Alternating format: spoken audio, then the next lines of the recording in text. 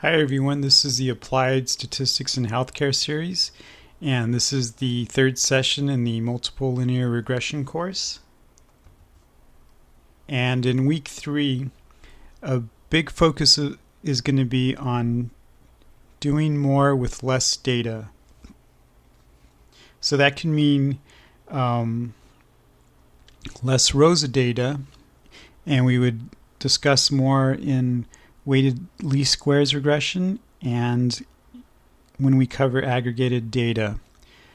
And we can also have less data by having fewer columns or fewer predictors in our model. And we'll discuss more in data reduction. And when we discuss model validation, that's usually something we're doing for predictive modeling. But we can still use those same techniques to help inform our analysis when we are working with less data. And so that would give us more accurate results by doing so. And we're also going to cover some additional topics that are extensions of the linear model. So let's begin.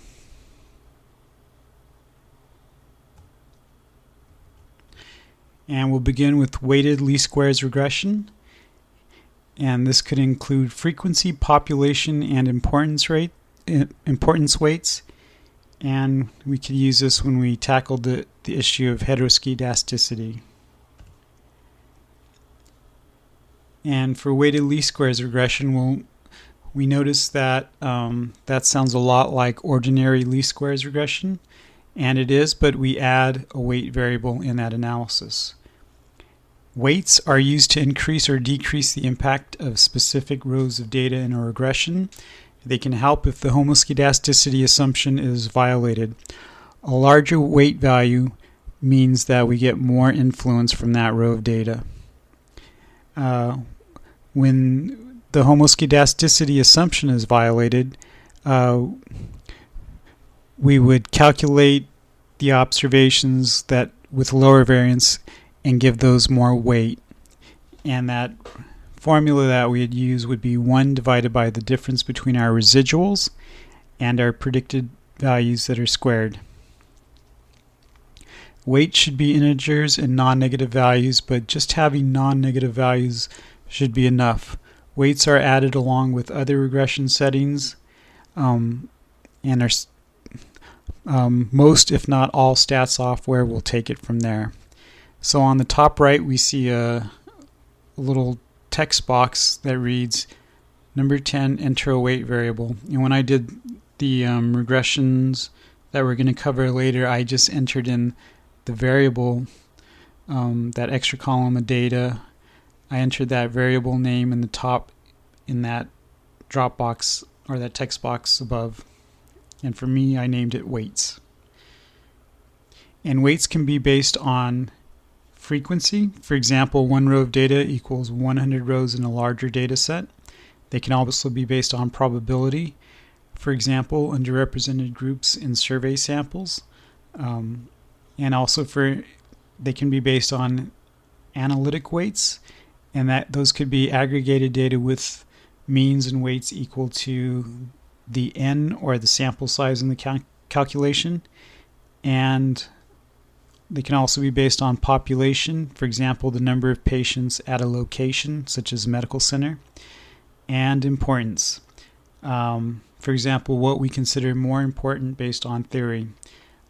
And an example of that could be that in recent time points, we might feel that those are less important because a trend may not have had time to develop yet. And in this slide, we'll look at examples of weights. Weights are calculated and added into data as an extra column. So on the left, we have the type of weight with a description of it, and on the right side, we have the weight formula and an example of that value. So in the top left, we have a frequency weight, and that is where 1 row represents 100 rows of a bigger data set. And how we calculate that weight formula, we would make the frequency our weight would be equal to the frequency. For example, 100 rows equals 100. So if we were to enter that value into our weight variable, the value for one row may be 100. And for probability weight, we might get that if we survey 2 of 5 patients and we weight on that sample. And the weight formula is the inverse proportion. That equals our weight. So if we surveyed 2 out of 5 patients and we feel like we're under we feel like we've undersampled, then we would create an inverse proportion of 5 divided by 2, and that value of 2.5 is something we might see as an actual value in that row of data.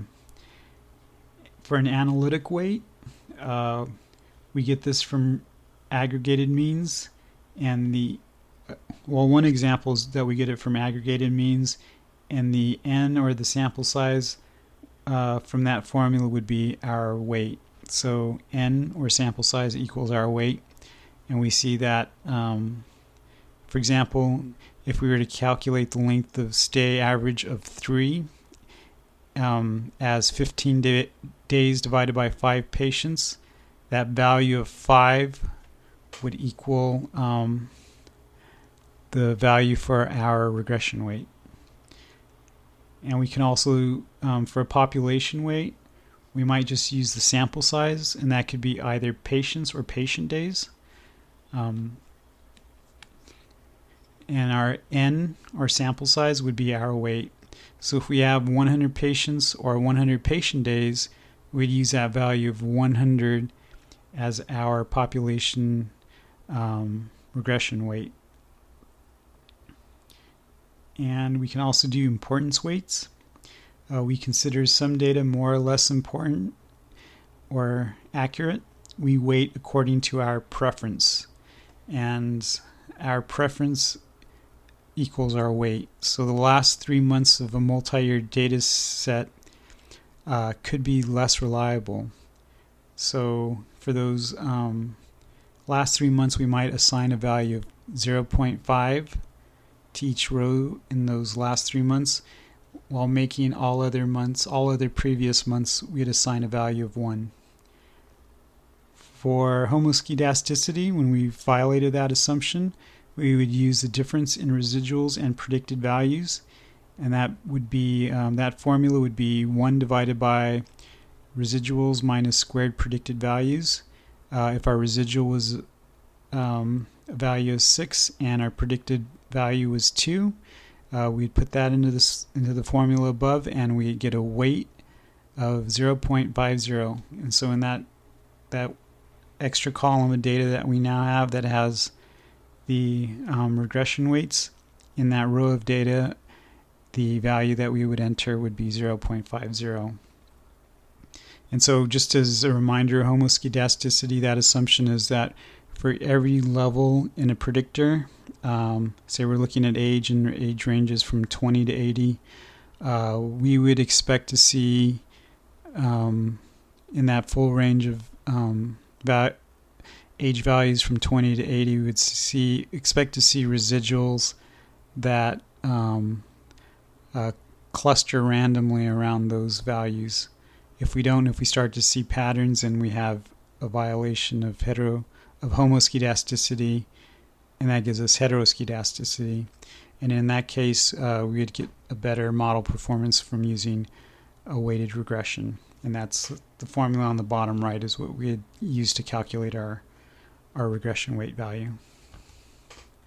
And so in this slide, we're looking at a regression that I performed and this is an unweighted regression, meaning that no weights were applied. Our model would be miles per gallon equals horsepower, and we're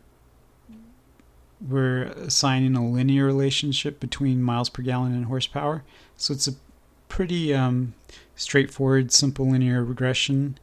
The blue hollow circles represent actual data, and the red plus signs represent the predicted values. For example, on the top left, that blue circle, that's above a horsepower of 50 and next to the miles per gallon of 30.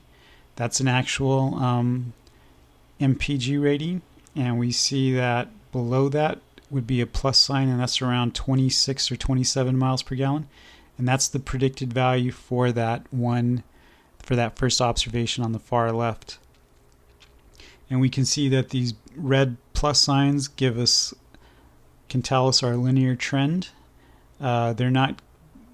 These red pluses aren't connected like the other linear trends that we've seen in the past, but we can see that trend line just by kind of glancing across those red plus signs. And on the very far right, we do have residuals. And we see that the distance between the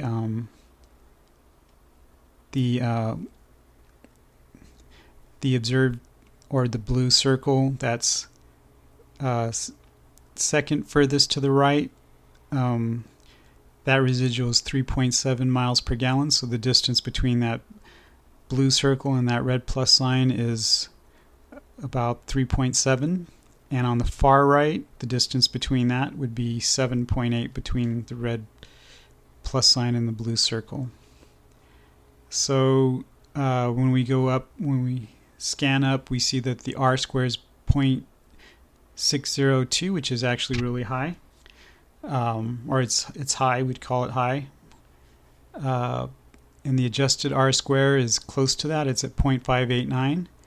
And the Aggregated information criteria, the AIC, that's got a value of 181. And just a reminder that the lower that gets, the better the model performs. So if we were to compare this with another model, we'd want to see the other model have a lower AIC value. And on the bottom left, we see the regression results. The regression coefficients. The intercept's at 30, and the horsepower effect is negative 0.0682. So for every increase in horsepower, we would expect 0.07 fewer MPGs. And we see that's a significant predictor because the p-value is far below 0.05.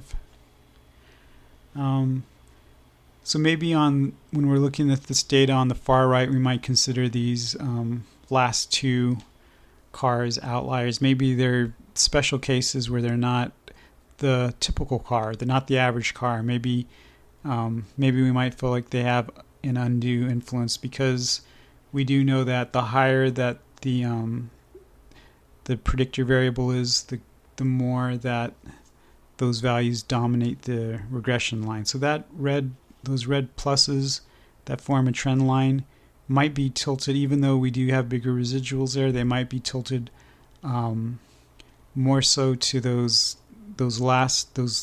kind of extreme horsepower cars.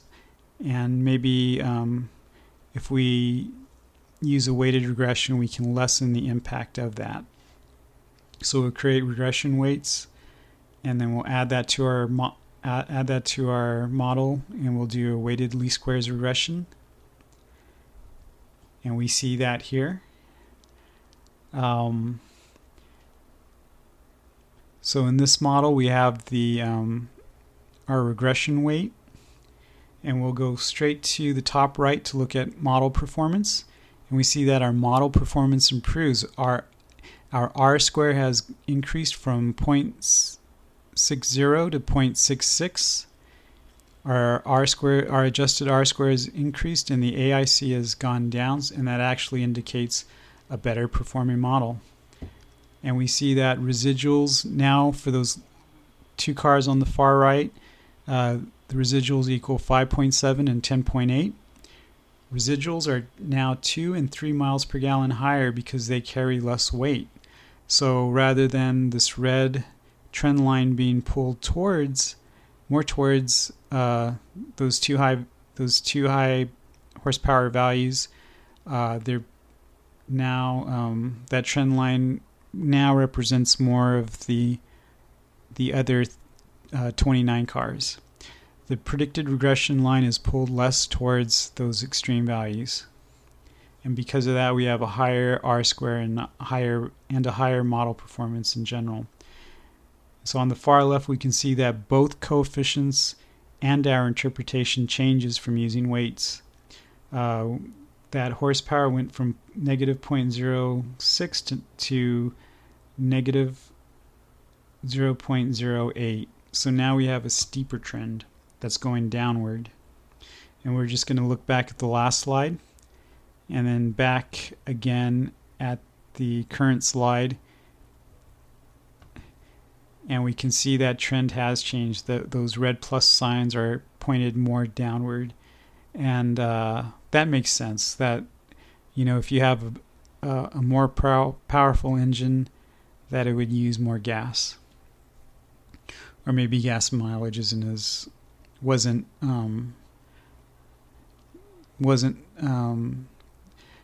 I guess engineered as well as in this data set. But we now have a better fitting model with a more accurate trend between horsepower and miles per gallon, and we get that from using our weighted least squares regression. In summary, weights can help give more accurate results from making things more balanced. Weight should be numbers greater than 0, in other words, not negative values. If doing a time series analysis and we want the most recent time point to be weighted less because we are less certain about its effect and concerned that month will have too much influence, we can assign a lower weight. And now we're going to cover aggregated data. We'll look at uses and methodological concerns. Aggregated data can be very helpful when there is at least 25 to 30 rows of data.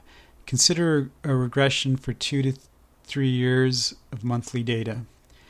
However, it's important to caution that this use, because aggregated data can mask variance and inflate correlation coefficients. In other words, correlations could look better than they actually are. So we have that problem when we're looking at aggregated data when we're doing correlations as well as regressions with aggregated data. And the problem with aggregated data regression is that the relations between aggregated variables are often much stronger, and they can be very different from the relations between non-aggregated variables.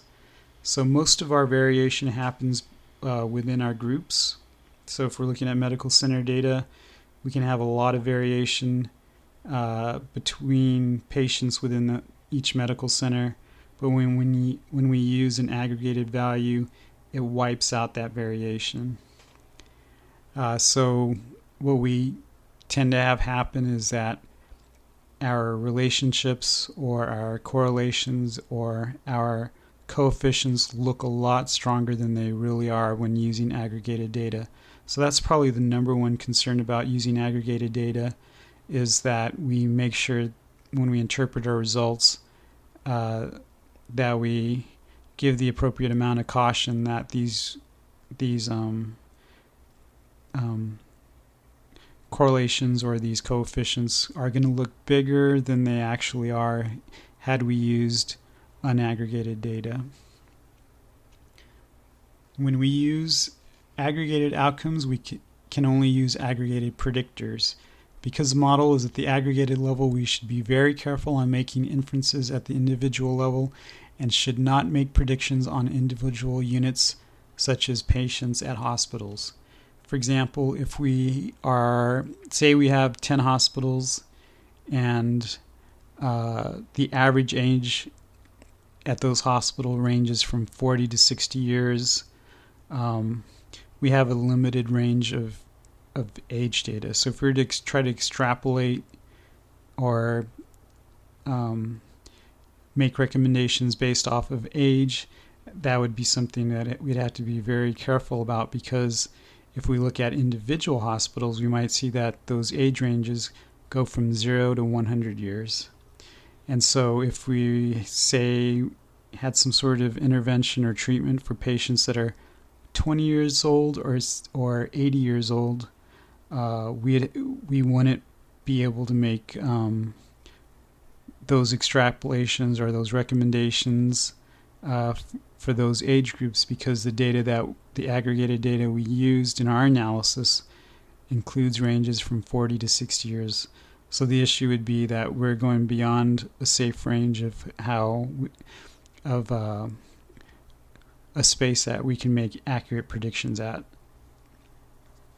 So that would be concern as well, that we would be because we need to use aggregated predictors when we examine aggregated outcomes. We wouldn't be able to really make predictions for individual cases.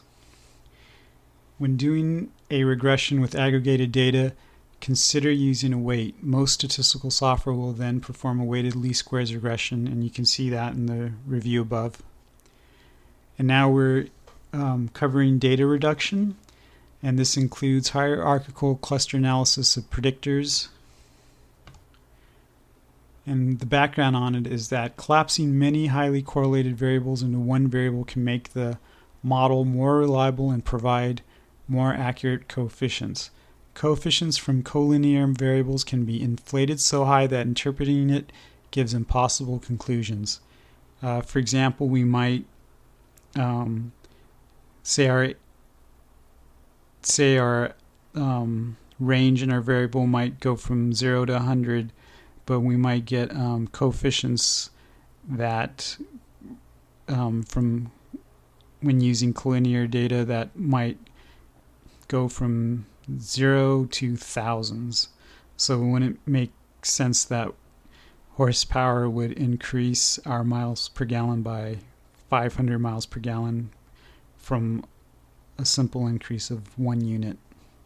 So those are the impossible coefficients that we can get when we do have very high collinearity, and they also can inflate our standard errors as well.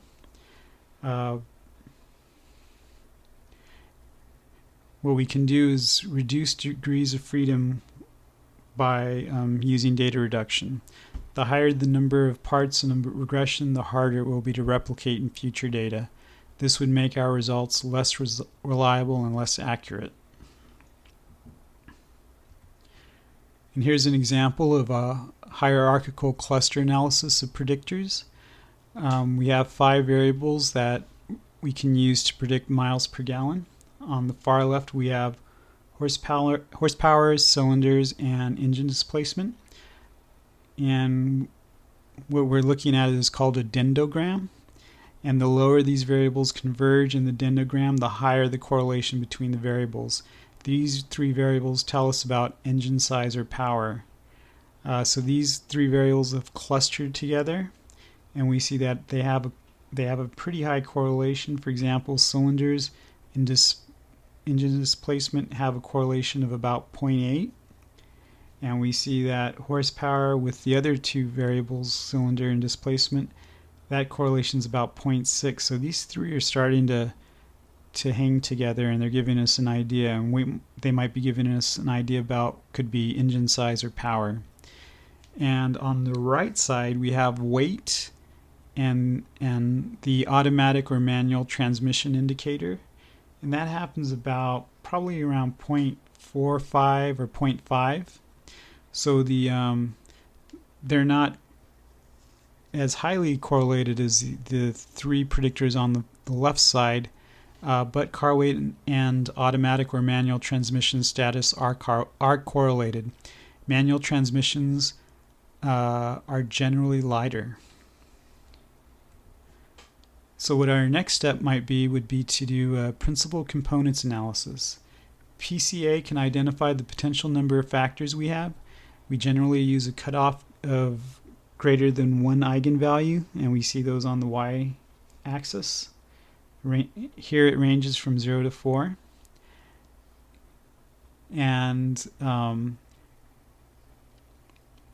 we use a threshold of 1 because that would explain an above average amount of variance in the factor. For values below 1, we might as well use each variable separately. So a value of 1 eigenvalue is a threshold that we can use to determine how many principal components do we have, how many factors do we have. So we see that we have a red and a black line, and we have values next to each line. And we can see that the first factor with the highest amount of variance is explained by that factor is about at 4 eigenvalues. So that's pretty high. We know we have at least one predictor. If we scroll down, or we scan down to where that second factor eigenvalue is at, it's below 1. So, and we know that it's trying to develop 5 factors because we're using 5 variables, and we know we really just have one factor in this data because only one factor seems to cross that threshold of 1 on our y-axis.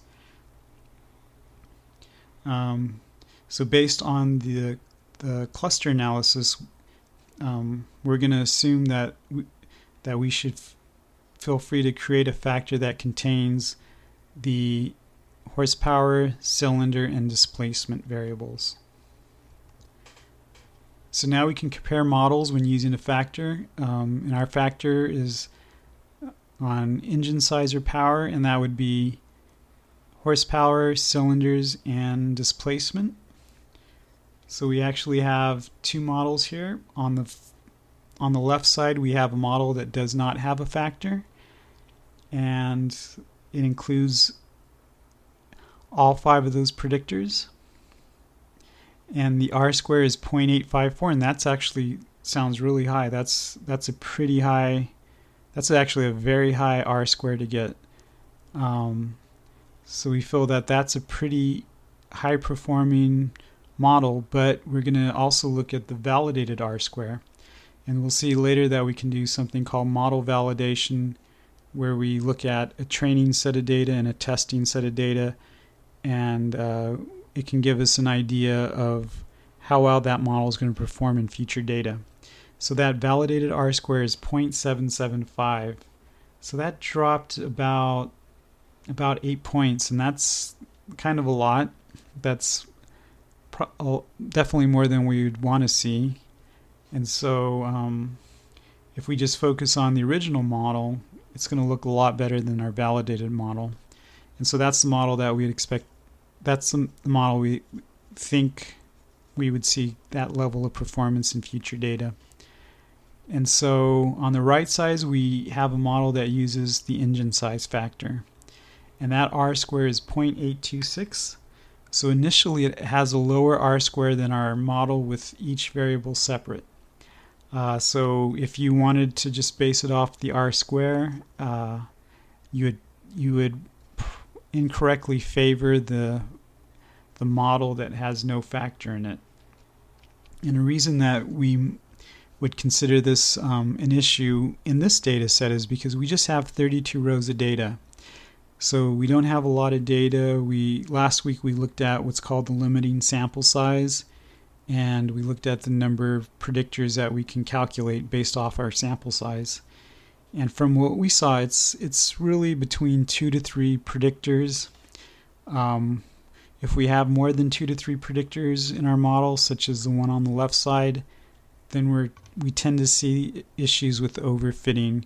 And overfitting is another way of saying that we have a model that won't predict as high or as well in future data. And so in our model on our left side, we have 5 variables. That exceeds that 2 to 3 limit that we calculated last week. So it's not too surprising that this 5 variable model or 5 predictor model has a validated R-square that's so much lower than its actual performance. But on the right side, we have an R-square of 0.826. which is a little bit lower than the model on the left side, but we do have a validated R-square of 0.792, which is higher than the validated R-square of the model on the left side of 0.775. So in this model on the right side, we have less overfitting with our factor. So adding a factor that is now one variable that represents 3 and gives us a total of 3 variables, which are weight, the automatic or manual transmission, and our factor, gives us a better model performance and less overfitting. And we see for that factor variable, we see that it also has a downward trend. So as our engine size gets bigger or more powerful, the lower the miles per gallon we get. And we see that coefficient is very significant. It's below that our cutoff of 0.05. It's a lot lower. It's 0.0063. So we should feel comfortable with considering this a good option. Having a significant factor tells us that horsepower, cylinder, and displacement are important factors. Had we looked at each one separately, we may not have gotten that same picture because none of them are significant on the model on the left side. We see the p-value on the far right. None of those are below 0.05.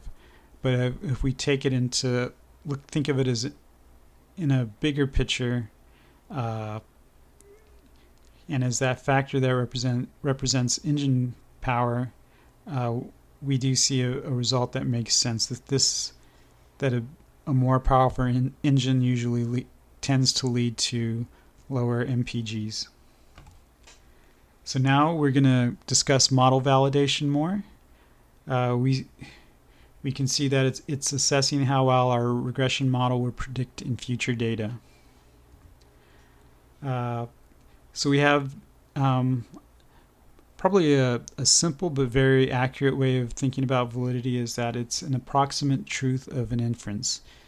In other words, is what we're saying is happening actually happening? For our car data, do higher weight cars with more powerful engines tend to lead to cars with lower miles per gallon? So that's what we're getting from the model, and if we have a valid model, then those conclusions we came to are accurate. We do have issues concerning the trustworthiness of conclusion, and those can be in part of what we consider internal and external validity. So we have types of validity below, and the threats to our validity are things we want to make sure that we've covered. And if we have good internal validity, that means that we've done the study the right way, and then we can also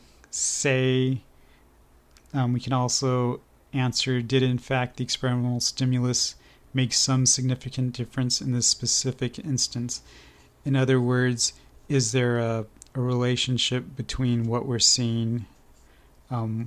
Did our predictor and our outcome variable, do they have a relationship that we're expecting to see? And for external validity, the question that we can answer is, to what population settings and variables can this effect be generalized? So in this case, we're thinking about data outside of what we collected. For example, if we're looking at the car data, we would want to know if the conclusions we made on our data, are those applicable to other data? Can we make those generalizations on something outside of the data we looked at? And so, for example, if you're buying a car, would you expect that if you bought a car that's heavier, that has a more powerful engine, would that tend to lead to lower miles per gallon? And if we can make that generalization from our data that weight and engine power are important to determining miles per gallon, then that's what we should see if we analyze new data. If we analyze the data that you're using when you're considering purchasing data. So if we can make that generalization, then you can pretty much make a pretty accurate guess on what kind of MPG you're going to get in your car. And we also have what's considered statistical conclusion validity, and that refers to the appropriate use of statistics to infer whether the independent and dependent variables covary, if they're correlated, if they're related to each other. And this is really just if we're interpreting the analysis, if we're looking at data the right way, if we're taking into account with multiple linear regression, whether we violated any assumptions in such a way that we can't make accurate conclusions. Is our math correct? And can we draw the right conclusions, and are those conclusions correct based on how we analyze the data? And how model validation can work is that we can use calibration and discrimination, and that's to give us an idea if we can say that we have an adequate model performance. So model validation for calibration would say that models are calibrated to a data set when the average of their predicted values matches the average of the actual outcomes. Models should be recalculated if the collaboration weakens over time, especially if the model was developed outside of your organization. So if you've ever worked with observed and expected scores, maybe for mortality or readmissions, things that come from vendors that maybe our hospital purchases, you may have noticed that around the start of the new year,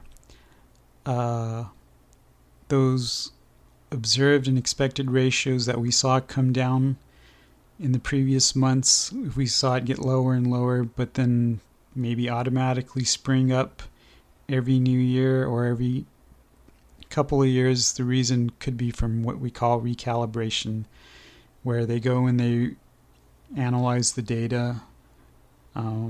So if you've noticed that, then maybe your medical center as well as other medical centers are improving on their outcome, and so they recalibrated it, and so you've probably gone back to observed expected ratios of 1. So that's recalibration. Overall, and we have in that analysis, we can get the overall calibration error, and that's the average of your outcome minus the average of the predictions. If using ordinary least squares, the calibration error equals 0 in our original data. So that's an outcome of using multiple linear regression, is that by default you're going to get a calibration error of 0. But what you can do instead is look at a calibration curve that can help visualize the calibration. We can select deciles or quintiles of the sample and plot the average outcome and predicted values in each group. So rather than looking at one big overall calibration error, we can look at 10 different values, each for the a decile on each predicted score. So we're gonna line up from lowest to highest predicted scores, and we're gonna break those values into 10 groups, and then we're going to see how close those predictions in each of those 10 groups match their actual values, and that's a calibration curve. So rather than looking at one overall calibration error, we're going to look at a curve that should hopefully have actual observed averages for those 10 groups match the predicted values for those 10 groups. And the next thing we're going to look at is discrimination, and that is the extent to which a model predicts higher outcomes for those with higher outcomes. This is R squared. We can also use something called the mean absolute deviation. For discrimination, we're looking at individual level summaries. One author says while good model calibration is desirable, discrimination is usually more important. For example, if the average length of stay is 3 days, a model that assigns predictions of 3 days to everyone is perfectly calibrated.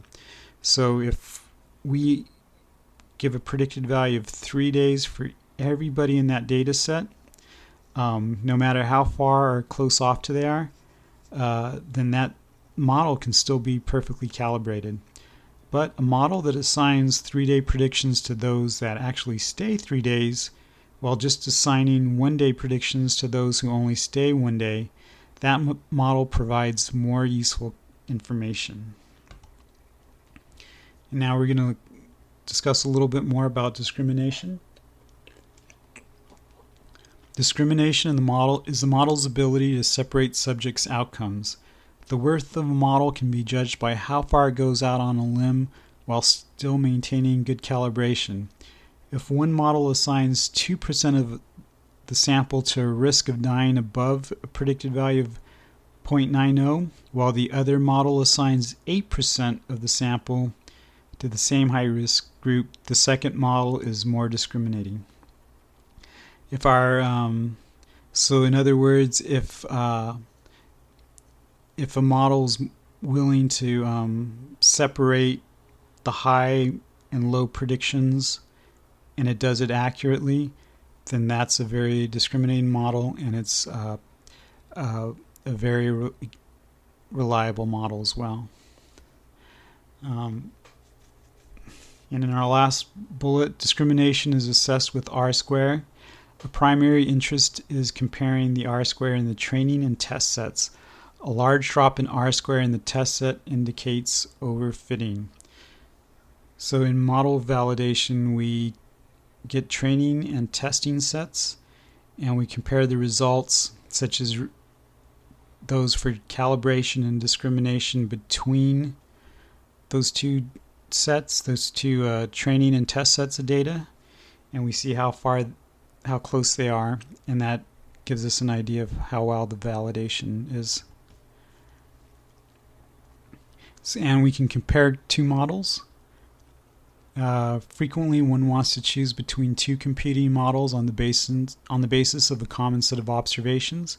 So we might actually look at our own data and compare models to see which one has the best results based on one set of predictors, and maybe we add some extra predictors, or maybe we even reduce predictors from the original model, and we come up with a second model. And we can compare those two models on their validated calibration and discrimination results.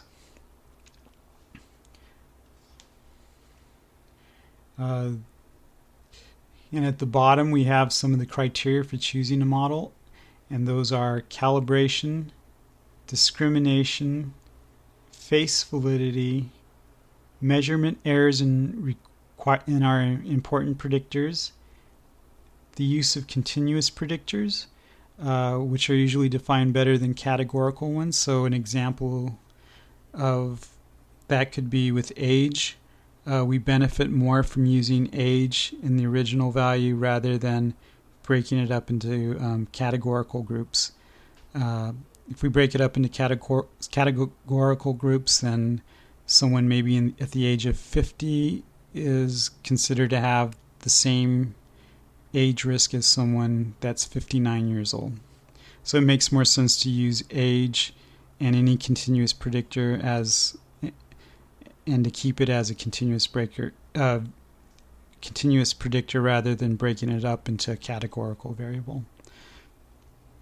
Another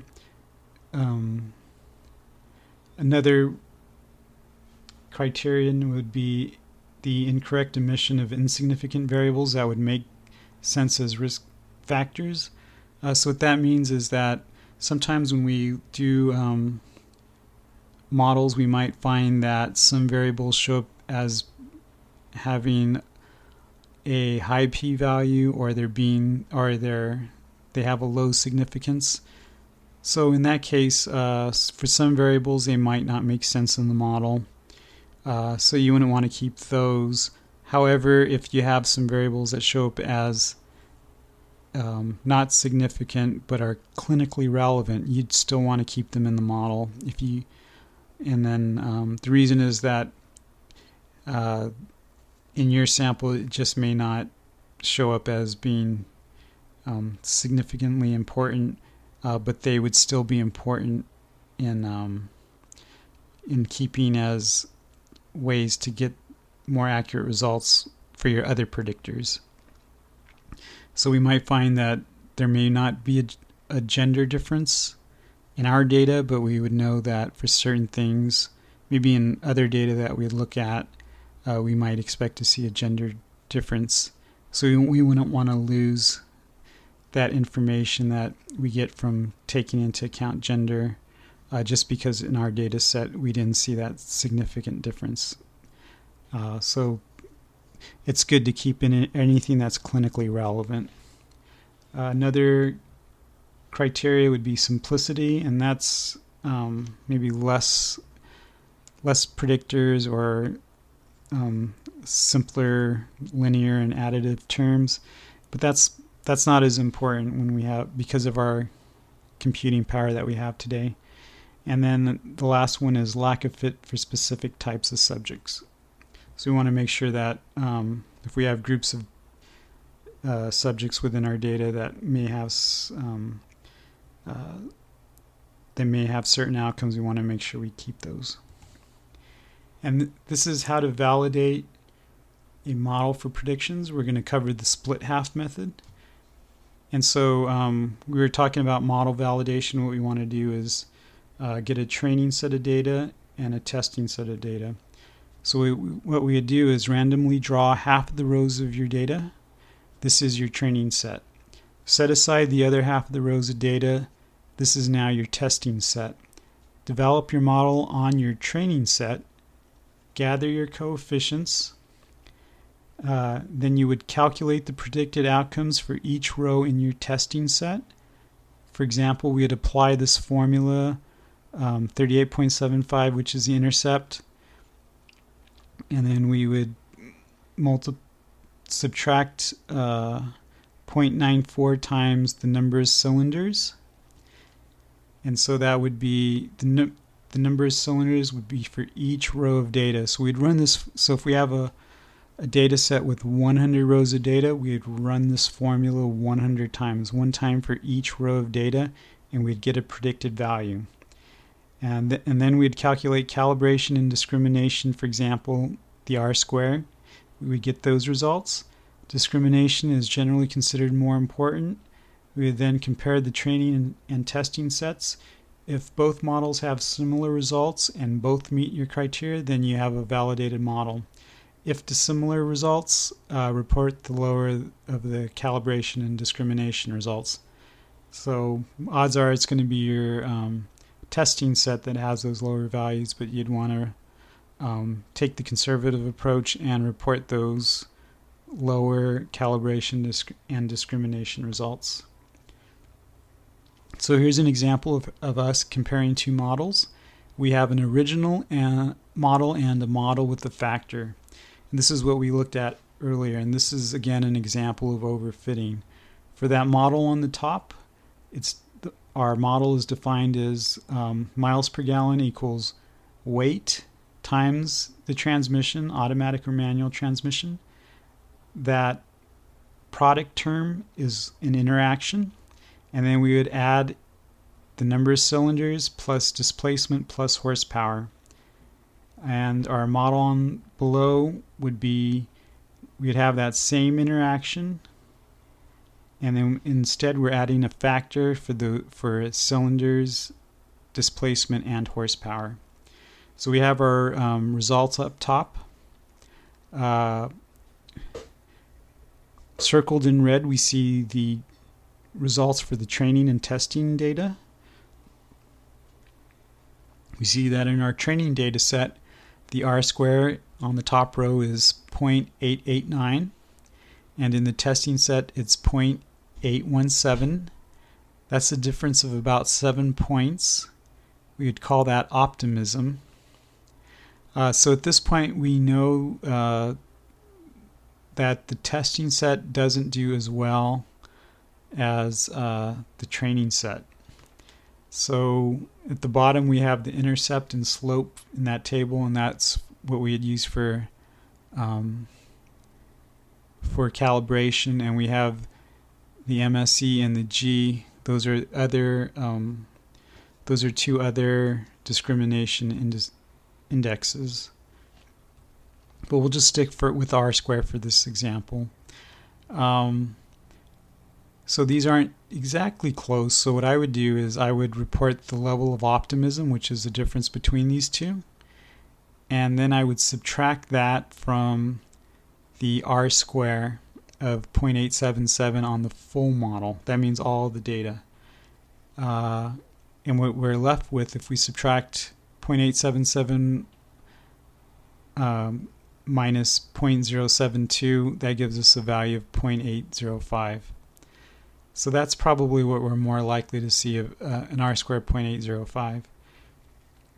And then if we go down to the data, if we look in the table below that has the model with the factor, we again see a training set R squared of 0.889, a test set of 0.847. So actually this data, the test set, is higher than the test set on the 5 predictor model. So we can say that the testing model here has looks better than in that model that above with the 5 variables that probably does have overfitting, but we get that verified with our test set results. Our optimism is 0.042, and the index corrected, which is our full data, R squared 0.877 minus that 0.04, our optimism of 0.042, that is 0.835, and that represents less overfitting with this model that has the interaction plus our factor. So that's a good sign. That's a good model that we'd want to use. So you can just compare the training and test sets and then present your results. If you wanted to add something extra, some extra detail, you can add in information about the optimism and the index corrected R square. And if you want to use that index corrected R square, that would probably be a more accurate option. But you should always feel comfortable in just reporting those training and test results. That's usually what people are going to more likely to ask about. So now we have some additional topics. These are extensions of the multiple linear regression model.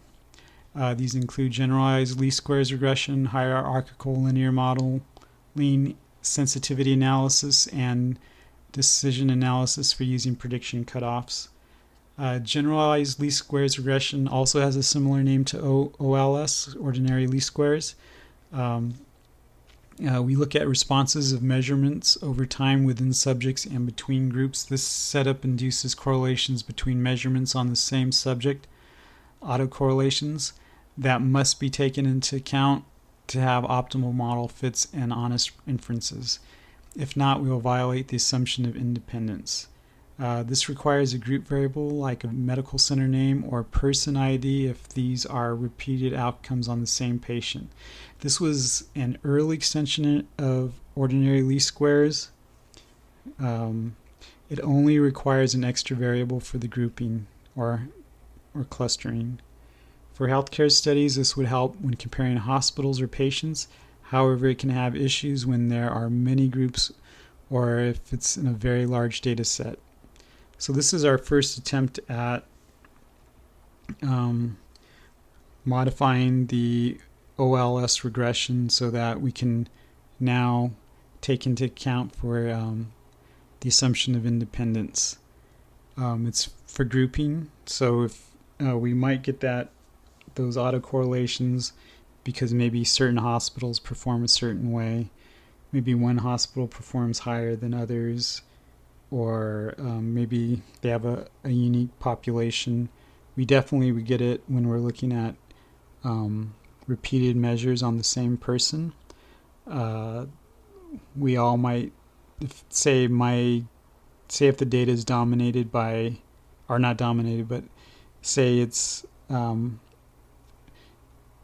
has more data on certain patients, than those certain patient characteristics would dominate the data and kind of pull the trend in their direction.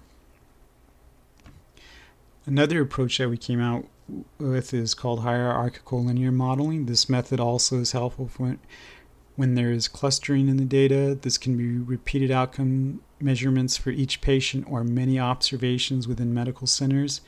The extension of multiple linear regression is designed for when the variation in groups is of key interest.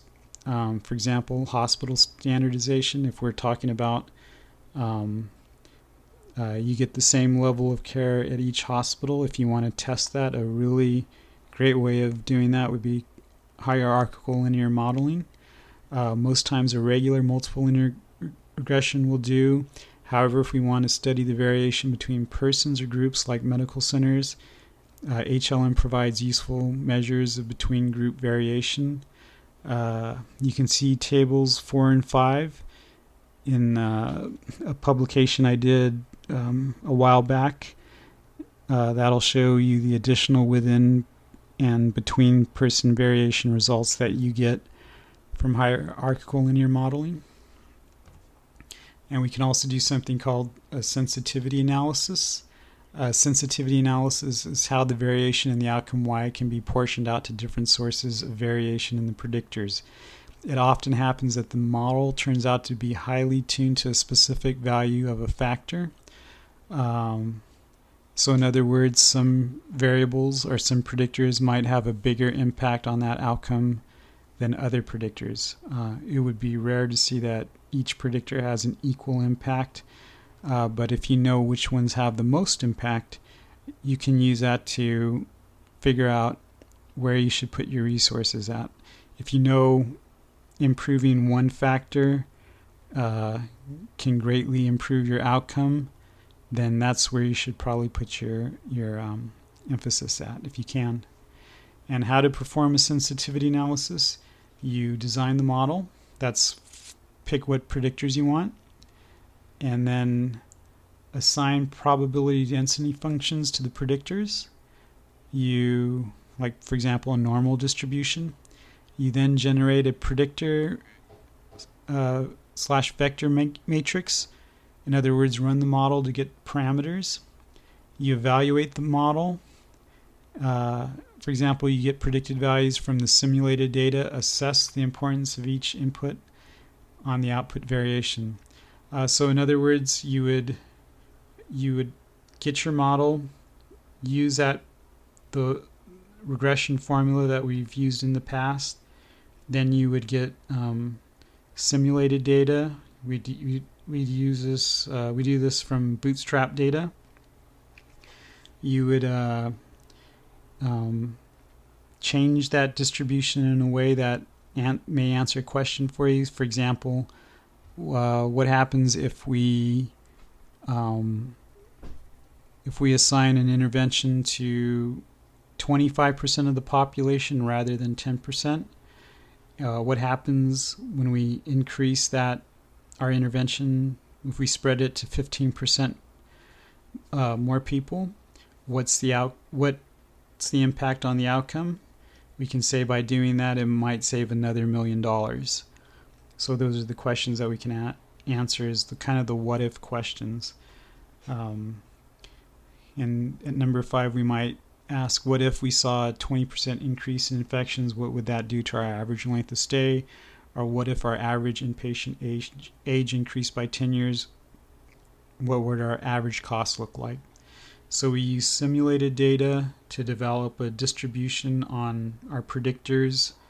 We can increase it or decrease it in a way that will answer those what if questions, and then we can see what the potential outcome might look like based on our changes.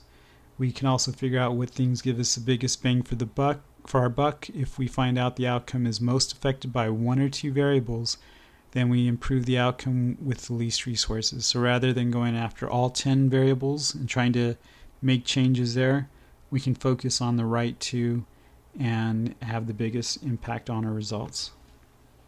And then the last thing that we have is called a decision curve analysis. And these are considerations in predicting outcomes. We have potential benefits. Predictive models and assessment scales can identify those likely or unlikely to have an extended length of stay, a fall, a 30-day readmission, etc. And say for cost of interventions, which could be time, money, quality of life. When deciding on using predictions or scales, we must consider how costly the interventions are. For example, if we select a 10% cutoff, preventing one readmission is worth the cost of intervening on 9 patients who wouldn't be readmitted. So another way to look at that 10% cutoff is to say that mathematically is equivalent of saying, I want to prevent one readmission, and to me it's worth intervening on 9 patients who wouldn't have a readmission. And a decision analysis allows us to determine the optimal cutoff in which we intervene based on our predictive model or assessment scale. For outcomes with high risk to life, we may select a lower cutoff, and we may also set low cutoffs if the intervention costs are very minimal. In other words, we compare cost and benefit. So if there's something with that's very risky, that introduces a very high risk of a patient's life, maybe there's an important test we need to give them, then we would set a low cutoff level. So everybody who exceeds that cutoff would get that, maybe that intervention. And we can say it's worth it because if not, then there's a high chance, or there's too high of a chance that the patient could die. And then also, say if the intervention itself is cheap, then we can just assign it to everybody. For example, maybe it's an automated call to remind people to show up for their next hospital visit or their next doctor's appointment. Then that's a low cost to have an automated call give them that reminder. So that's another reason why we'd select a low cutoff. For rare events with expensive intervention, there can be more opportunity for savings by identifying those with low risks. For example, falls, so we can avoid unnecessary interventions. So say we do intervene on a group,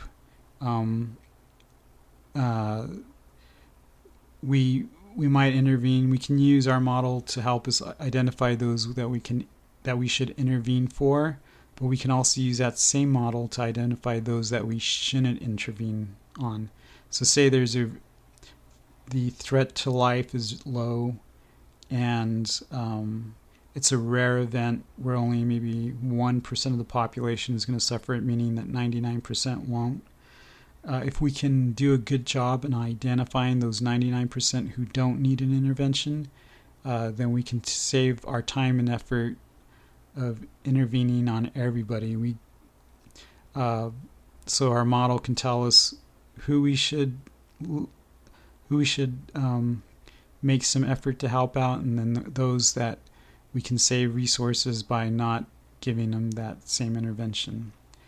Decision analysis can guide us in how we balance the cost for preventing and an outcome compared to the cost of interventions for those who never would have the outcome. For example, when a readmission equals non-readmits. So in our case study next week, we're going to look at both sensitivity analyses and decision curve analyses, and those are things that you get out of your regression model. And we'll do that next week. Thank you.